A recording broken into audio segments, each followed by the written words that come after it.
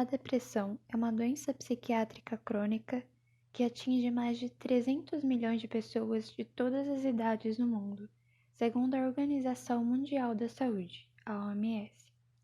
No Brasil, a estimativa é que 5,8% da população seja afetada pela doença.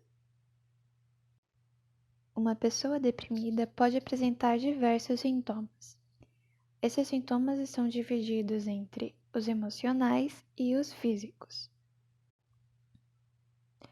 Entre os sintomas emocionais, nós temos a apatia,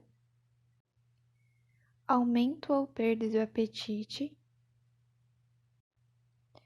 a desmotivação,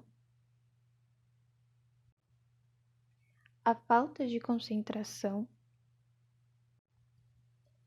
indecisão, insegurança, a insônia, irritabilidade, pessimismo, o raciocínio fica mais lento, uma sensação de vazio e também pode haver tendências suicidas.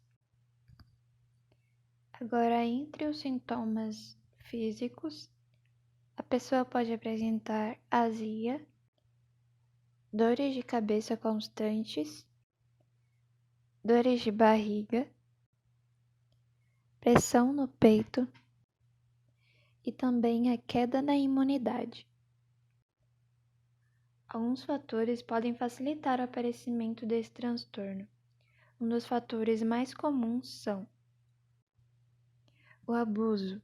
Sofrer abuso físico, sexual ou emocional pode aumentar a vulnerabilidade psicológica, agravando as chances de desenvolver a depressão. Alguns elementos químicos, como o uso de corticoides, a isotretinoína e a antiviral interferon alfa, pode aumentar o risco de desenvolver depressão. Morte ou perda. A tristeza ou luto proveniente da morte ou perda de uma pessoa amada, por mais que natural, pode aumentar os riscos de desenvolver a doença. Genética. Um histórico familiar de depressão pode aumentar as chances de desenvolver a doença. Contudo, é de conhecimento científico que a depressão é complexa, o que significa que pode haver diversos genes que exercem pequenos efeitos para o surgimento da doença, ao invés de um único gene que contribui para o quadro clínico. Eventos. Eventos negativos como ficar desempregado ou se divorciar ou se aposentar podem ser prejudiciais. Porém, até mesmo eventos positivos como começar um novo emprego, se formar ou se casar, podem ocasionar a depressão. Entretanto, é importante reiterar que a depressão não é apenas uma simples resposta frente a momentos estressantes do cotidiano, mas algo mais persistente.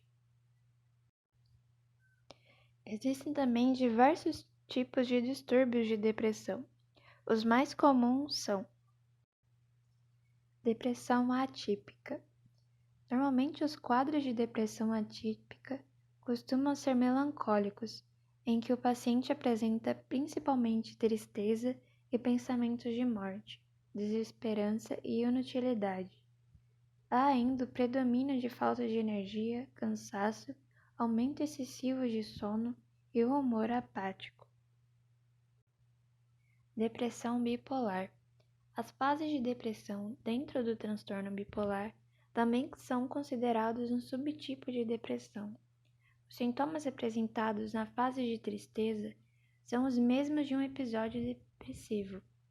Já nas fases de euforia, o paciente pode apresentar sintomas como agitação, ocupação com diversas atividades, obsessão com determinados assuntos, aumento da impulsividade, aumento de energia, desatenção e a hiperatividade. Depressão pós-parto. A depressão pós-parto ocorre logo após o parto. Os sintomas incluem tristeza e desesperança. Muitas novas mães experimentam alterações no humor e crises de choro após o nascimento do bebê, que se desvanecem rapidamente. Essas mudanças de humor acontecem principalmente devido às alterações hormonais decorrentes do término da gravidez. No entanto, algumas mães experimentam esses sintomas com mais intensidade, dando origem à depressão pós-parto. Depressão psicótica. A depressão psicótica alia os sintomas de tristeza a outros menos típicos, como delírios e alucinações. Este é considerado um tipo de depressão grave, mas costuma ser raro. No entanto, qualquer pessoa pode desenvolvê-lo, e não só quem tem histórico de psicopatia na família. Depressão sazonal. O maior exemplo de depressão sazonal são os episódios de tristeza relacionados ao inverno, que ocorrem devido à baixa exposição à luz solar. Existem também outros tipos de depressões sazonais, ligadas às épocas do ano. Por exemplo, durante as festas de final de ano, em que níveis de estresse acabam aumentando devido a pensamentos de promessas não cumpridas durante o ano e ansiedade por um novo que vem vindo. Depressão profunda. Se uma pessoa começa a ter quadros depressivos recorrentes ou mantém os sintomas da depressão por mais de 6 meses, com uma intensificação do quadro, pode-se considerar que ele esteja passando por uma depressão profunda. Normalmente, este é o quadro mais grave e também tem relação com a herança genética. Nele há uma mudança química no funcionamento do cérebro, que pode ser desencadeada por uma causa física ou emocional. Distimia. A distimia é uma forma crônica de depressão, porém menos grave do que a forma mais conhecida da doença. Com a distimia, os sintomas de depressão podem durar um longo período de tempo, muitas vezes 2 anos ou mais. O paciente com distimia costuma perder o interesse nas atividades diárias normais, sentir-se sem esperança, ter baixa produtividade, ter baixa autoestima, sentir-se inadequado, ser excessivamente crítico, reclamar constantemente e ser incapaz de se divertir. O episódio depressivo. Um episódio depressivo costuma ser classificado como um período de tempo em que a pessoa apresenta uma alteração em seu comportamento. Os principais sintomas desse distúrbio são a tristeza, a falta de energia, a falta de iniciativa, falta de prazer, alteração no sono, alteração do apetite, pensamento lento, funções motoras mais lentas também. Esses quadros tendem a ter uma duração mais curta, de até 6 meses, sem uma intensificação dos sintomas. Existem também diversos tipos de tratamento para tratar a depressão, mas os mais recomendados são os tratamentos com acompanhamento psicológico. Psicoterapia. Em casos de depressões leves, somente a psicoterapia pode ser um tratamento eficaz para a doença. Isso não significa que não seja indicado em quadros de depressões mais graves. A psicoterapia é essencial para todos os tipos de pacientes depressivos, pois tem como objetivo trabalhar as causas emocionais que desencadearam o transtorno.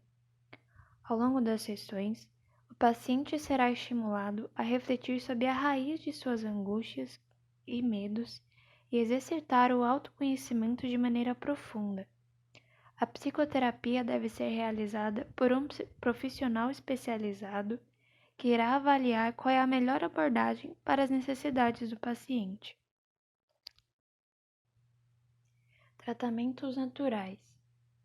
Eles não substituem o tratamento médico e a necessidade de psicoterapia e medicação, mas os tratamentos naturais podem contribuir e ajudar a trazer resultados positivos com o tempo.